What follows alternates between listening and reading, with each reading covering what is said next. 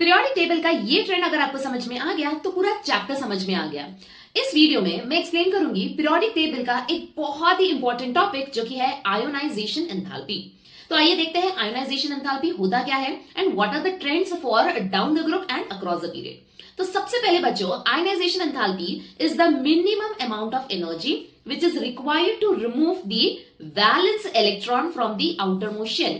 अभी इसका मतलब क्या होता है बच्चों कि जो मिनिमम एनर्जी लग रहा है, right, minimum amount of energy मुझे लग रहा है to remove the valence electron, जो लास्ट शेल में जो इलेक्ट्रॉन्स होता है वो इलेक्ट्रॉन्स को निकालने के लिए जो एनर्जी मुझे लग रही है उसी को मैं कहूंगी आयोनाइजेशन एंथैल्पी।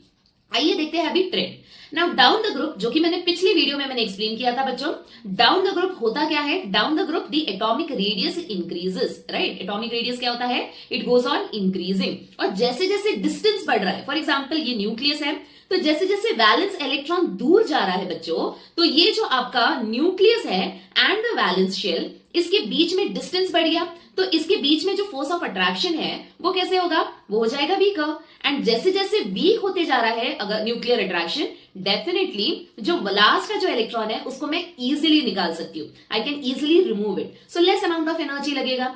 तो ऑलवेज रिमेंबर, एटॉमिक रेडियस ज्यादा तो इलेक्ट्रॉन्स जो निकालने की जो एनर्जी है वो क्या हो जाएगा? वो हो जाएगा कम, ठीक है।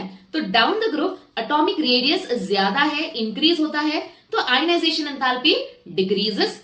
Across the period atomic radius क्या हो रहा है बच्चों? इट डिक्रीजेस, कम हो रहा है, तो आयोनाइजेशन एंथैल्पी क्या हो जाएगा? बढ़ जाएगा। क्यों बढ़ जाएगा? क्योंकि न्यूक्लियस एंड वैलेंस इलेक्ट्रॉन के बीच में क्या होगा? The force will be very strong, क्योंकि डिस्टेंस कम है, तो मुझे ज्यादा अमाउंट ऑफ एनर्जी लगेगा to remove the valence electron, ठीक है। तो ये कंसेप्ट आपको जरूर याद रखना है बच्चों, क्योंकि एग्जाम में जरूर क्वेश्चंस पूछते हैं। सो ऐसे ही ट्रिक्स और ऐसे ही इंटरेस्टिंग टॉपिक्स के लिए keep watching my channel and do not forget to follow my Instagram page. I'll see you in the next video.